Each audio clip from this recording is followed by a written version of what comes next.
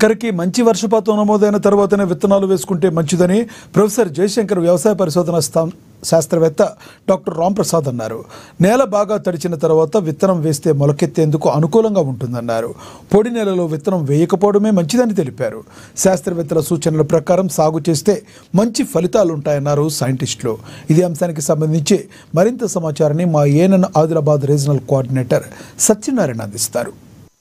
నైరుతి రుతుపవనాలు కేరళ తీరాన్ని తాకడంతో ఈసారి ముందస్తుగానే అనుకంటే గత ఏడాది కంటే ముందుగానే తొలకరైతే పలకరించే విధంగా అయితే కనబడుతోంది.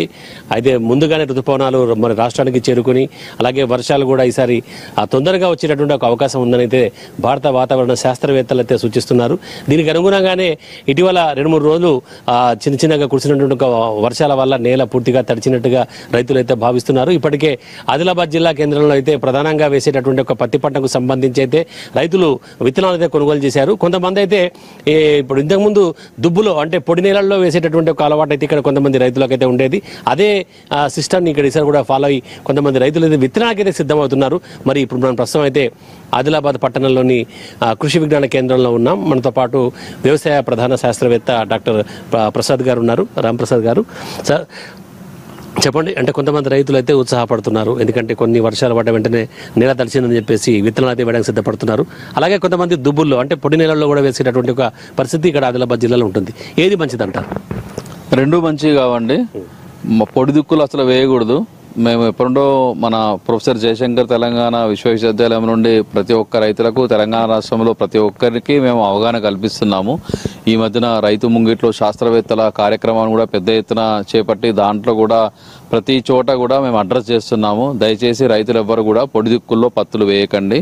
ఎందుకంటే అడపాదడపా పడే వర్షాల వల్ల ఈ భూమి ఇంకా లోపల వేడి చాలా ఎక్కువ మొత్తంలో ఉంది కాబట్టి మనకి ఈ వర్షం అనేది సరిపోదు కాబట్టి సో కనీసం మనకు 60 నుండి 70 mm వర్షపాతం మంచిగా పడితేనే లోపల భూమిలో ఉన్న వేడి అనేది పూర్తిగా తగ్గిపోయి మంచి మొలక శాతం వచ్చే అవకాశం ఉంటుంది కాబట్టి సో దీన్ని దృష్టిలో పెట్టుకొని సో ఆ విధంగా వర్షం పడితేనే మనము ఈ విత్తనాలు విత్తుకున్నట్టయితే ఇబ్బందులు లేకుండా ఉంటాయి. మళ్ళీ వాళ్ళు ఈ విత్తనాలు కుళ్ళిపోయినట్లయితే మళ్ళీ ప్యాకెట్లు మార్కెట్కి వెళ్ళి కొనుక్కోవాల్సిన అవసరం ఏర్పడదు కాబట్టి సో దీన్ని దృష్టిలో పెట్టుకుని మళ్ళీ విత్తన కొరత కూడా ఏర్పడే అవకాశం ఉంది. అందరు రైతులు విత్తనం మొలకెత్తపోతే మళ్ళీ ప్రైవేట్ కంపెనీ విత్తనాలు కావాలని చెప్పేసి అడగడము, దానివల్ల కొరత ఏర్పడము, ఇవన్నీ దృష్టిలో పెట్టుకుని ఏంటంటే దయచేసి రైతులకు ఇచ్చే ముఖ్యమైన సూచన ఏంటంటే ఎవ్వరు కూడా పొడి దుక్కుల్లో వేయకూడదు.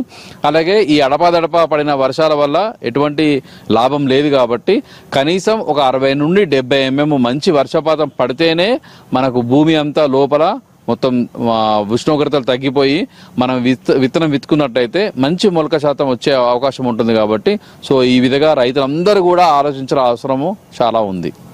అలాగే ఇప్పుడు అంటే దాదాపుగా వర్షాలు అంటే శాస్త్రవేత్తల అంచనాల ప్రకారంగా ముందుగా వచ్చే అవకాశం ఉందంటున్నారు. అంటే ఎప్పుడు విత్తుకుంటే అంటే వర్షాలు పడ్డ తర్వాత ఎన్ని రోజుల గ్యాప్ ఇచ్చి లేదంటే విత్తనం వేసేటప్పుడు అంటే విత్తనం చేసేటప్పుడు రైతులు ప్రధానంగా పాటించాల్సినటువంటి సూచనలు ముఖ్యంగా ఏంటంటే ఇప్పుడు మళ్ళీ అదే చెప్తున్నాము, కనీసం 60 నుండి 70 mm వర్షపాతం పడితే మనకేమవుతుందంటే మనకు భూమిలో ఉన్న ఉష్ణోగ్రత పూర్తిగా తగ్గిపోతుంది కాబట్టి సో అదను చూసుకొని మనకు ఒకసారి వర్షాలు మంచిగా పడ్డ తర్వాత 2-3 రోజుల తర్వాత ఈ భూమి దాన్ని బట్టి మరీ బురదల్లో విత్తనుకోకుండా సో భూమి అదను చూసుకొని మనం విత్తుకున్నట్టయితే సో మొలక శాతం మంచిగా వచ్చే అవకాశం ఉంటుంది కాబట్టి సో ఆ విధంగా మనం ఆలోచిస్తే బాగుంటుంది.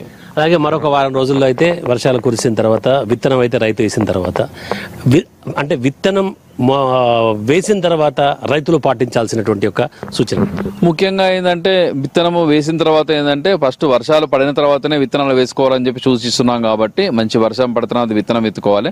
తర్వాత ఏంటంటే మరి కలుపు వర్షాలు బాగా పడితే మరి కలుపు కూడా వచ్చే అవకాశం ఉంటుంది కాబట్టి మనం ముఖ్యంగా రైతులకు ఇచ్చే సూచన ఏంటంటే ఈ మనం విత్తనం విత్తుకున్న తర్వాత కనీసం ఒక 48 గంటల లోపల అంటే 2 రోజుల లోపలనే మనము ఈ పెండిమిత్రన్ అనే మందును కలుపు మందును ఒక 5 ml లీటర్ నీటికి మంచిగా పిచికారి చేసుకున్నట్టయితే ఈ మొలవబోయే కలుపు ఏదైనా భూమిలో ఉంటుందో అది మొలవకుండా ఉండే అవకాశం ఉంది.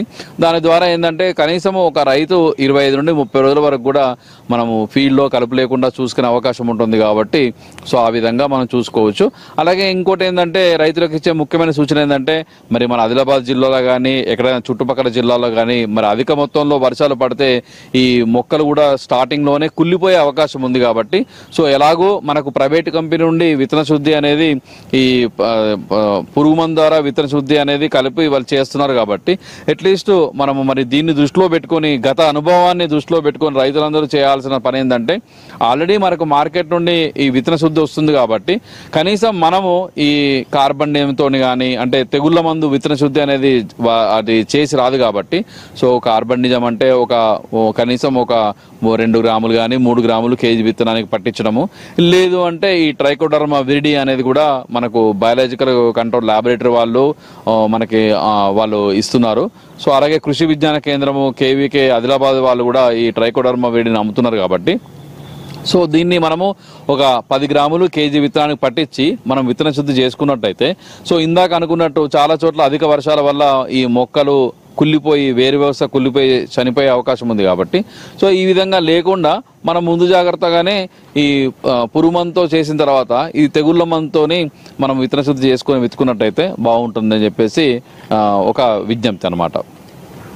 అది అంటే రైతులైతే మాత్రం విత్తన శుద్ధి చేసుకోవాలని అంటే ఆల్రెడీ విత్తన శుద్ధి చేసే విత్తనాలు అయితే వస్తాయి కాబట్టి ప్రత్యేకంగా దానికోసం చేయకుండా కూడా కొంత విత్తనాలు అయితే శుద్ధి చేసిన తర్వాత తెగుళ్ళ మందు సోకకుండా అంటే తెగుళ్ళు సోకకుండా కొంత ఏర్పాట్లు చేసుకుని విత్తనాలు ఎప్పుడైతే వర్షాలు దాదాపుగా సమృద్ధిగా కురిసిన తర్వాత పూర్తిగా నేల తడిసింది అనేటటువంటి ఒక సందర్భంలో విత్తనం నాటుకుంటే బాగుంటుందని చెప్పి